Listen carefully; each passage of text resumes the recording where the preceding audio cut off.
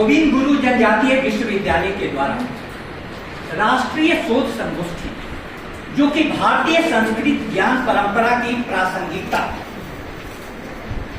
विषय पर हो रही है। इसमें मेरे पत्र वाचन का विषय है भारतीय प्राचीन शिक्षा प्रणाली की प्रासंगिकता। अभी पहलगाम में जो घटना हुई है, आप उसके आलोक में मेरी 4 पंक्तियां सुनिए, आपको पता चल जाएगा कि मैं क्या प्रस्तुत करना चाहता हूं। मंगल पर पहुंच चुके हैं विज्ञान के पांव, मंगल पर पहुंच चुके हैं विज्ञान के पांव। देखना यह है कि इंसान कहां तक पहुंचे। मंगल पर पहुंच चुके हैं विज्ञान के पांव, देखना यह है कि इंसान कहां तक पहुंचे। अमंगल की दास्तान है जहां तक पहुंचे। मेरी आरजू है कि मंगल भी वहां तक पहुंचे, मेरी आरजू है कि मंगल भी वहां तक पहुंचे। अमंगल इस प्रकार का आप सोच सकते हैं, नवविवाहिता को उसके सामने पति को गोली मार दिया जाए। आखिर क्या हुआ? भारतीय प्राचीन शिक्षा प्रणाली का पूरा जोर मानवता के विकसित करने पर था। अरबी में शब्द आता है आदम, इंग्लिश में शब्द आता है ह्यूमन, लेकिन सिर्फ भारतीय संस्कृति ने शब्द दिया है मानव। मानव का मतलब है कि मन सबसे प्रमुख है। वह मन यदि गिरता है तो रावण बन जाता है, मन यदि उठता है तो राम बन जाता है। मन यदि गिरता है तो कंस बन जाता है, मन यदि उठता है तो कृष्ण बन जाता है। मन यदि उठता है तो आप देखिए इस जगत में कैसी कैसी चेतनाएं आई। जिन्होंने क्या कहा, भारतीय संस्कृति का वाक्य है ज्ञानम अनंतम आनंदम। ज्ञान अनंत आनंद है। आज के लिए सबसे ज्यादा प्रासंगिक यह सूत्र है। आज हम देखेंगे ज्ञान हमारे लिए आनंद का विषय नहीं रह गया है। ज्ञान तो इतना तनाव दे रहा है कि लड़के आत्महत्या कर रहे हैं। ज्ञानम अनंतम आनंदम कैसे होगा? इसका सूत्र संस्कृत भाषा में है। मैंने जब प्रश्न किया कि बांसवाड़ा के विद्यार्थियों में जिज्ञासा का मैं अभाव देख रहा हूं, तो जगत गुरु रामानंद संस्कृत महाविद्यालय के विश्वविद्यालय के कुलगुरु जी ने, प्रोफेसर राम सेवक दुबे जी ने कहा कि पहले आप अपने पर विचार कीजिए, क्या आप जिज्ञासा पैदा नहीं कर पा रहे? लेकिन मैं अपने अनुभव को कैसे इनकार कर सकता हूं? जिज्ञासा का अभाव यहां के शिक्षा जगत की सबसे प्रमुख समस्या है। और वह जिज्ञासा कैसे उत्पन्न होगी? उस जिज्ञासा को उत्पन्न करने के सूत्र आपको एक बात बता दूं कि जिस प्रकार से काम वासना पर किसी का भी इंटरेस्ट यदि टीनेजर हुए बिना नहीं जा सकता है, बच्चों को काम वासना में रुचि नहीं हो सकती है। टीनेजर होने के बाद स्वतः जब उसकी सारी ग्रंथियां सक्रिय हो जाती हैं तो काम वासना उसके लिए एक रोचक विषय हो जाता है।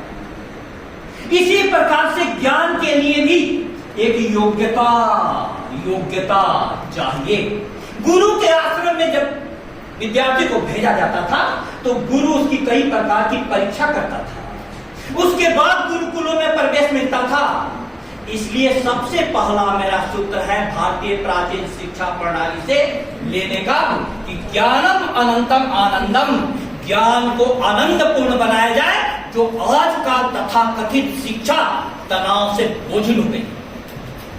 दूसरा महत्वपूर्ण विषय, प्राचीन भारतीय शिक्षा प्रणाली अध्ययन केंद्रित थी। अध्ययन केंद्रित माने क्या हुआ? गुरु और शिष्य दोनों का समय और ऊर्जा पूरा का पूरा अध्ययन अध्यापन में जाता है। आज के शिक्षकों का पूरा समय किसमें जाता है? अध्ययन अध्यापन में कितना जाता है? मैं इस सत्य को कैसे इनकार करूं कि शिक्षक को कम से कम पढ़ने का समय मिल रहा है। अधिकतर जो शोध भी हो रहे हैं उन शोधों की क्वालिटी आप ध्यान से देखिए। अधिकतर शोध कराने वाले बोलते हैं कि मुझे तो पेपर भी पढ़ने का समय नहीं मिलता। अध्ययन केंद्रित हो शिक्षा, भारतीय प्राचीन शिक्षा प्रणाली कह रही है, तब आपको पूरी तरह से यह गुणात्मक परिवर्तन हो जाएगा। तीसरा महत्वपूर्ण बिंदु, शिक्षा आचार्य केंद्रित हो। इसके आलोक में मैं आपके सामने में एक उदाहरण देता हूं। अभी अमेरिका के राष्ट्रपति ट्रंप ने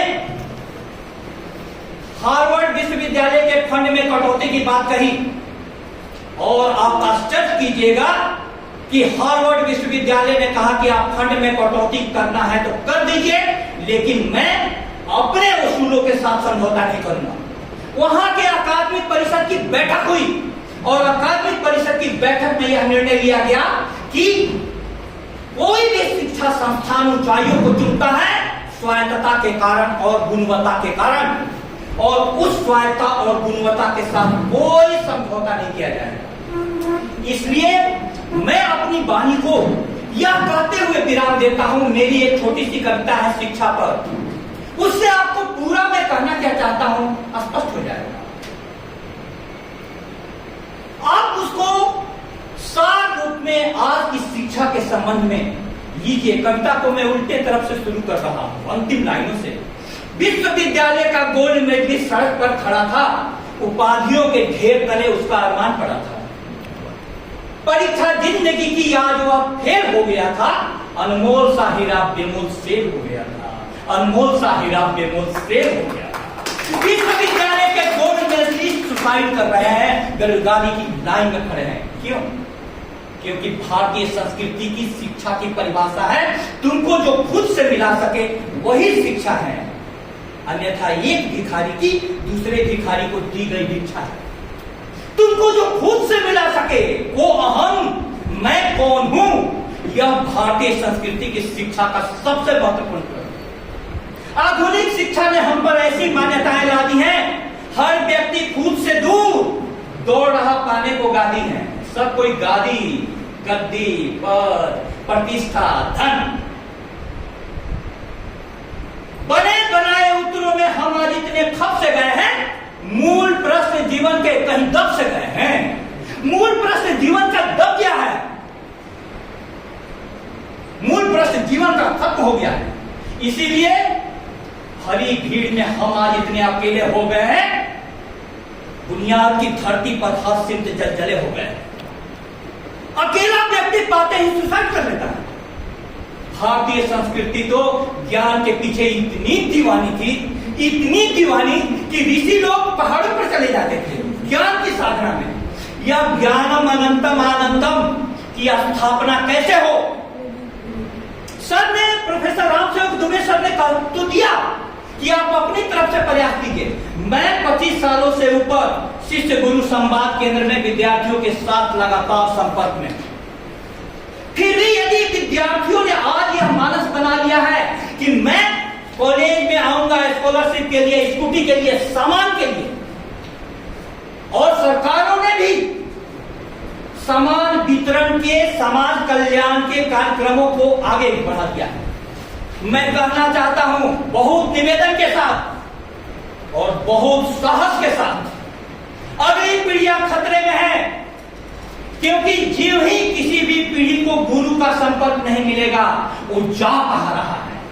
भारतीय संस्कृति ने विचार किया था कि यदि तुम्हारे पास सिर्फ और सिर्फ तुम सूचना पाने आ रहे हो तो तुम छात्र हो, और सूचना देने वाला सिर्फ शिक्षक है। लेकिन दूसरा कैटेगरी था कि यदि तुमने अपने जीवन को बदलना शुरू किया, शिष्य किसको कहते हैं? शासनादिति शिष्यम, जो शासन करने के लिए अपने आप को समर्पित कर देगी। गुरुदेव मुझको ढालो, तब शिष्य का बाद गुरु पैदा होता है।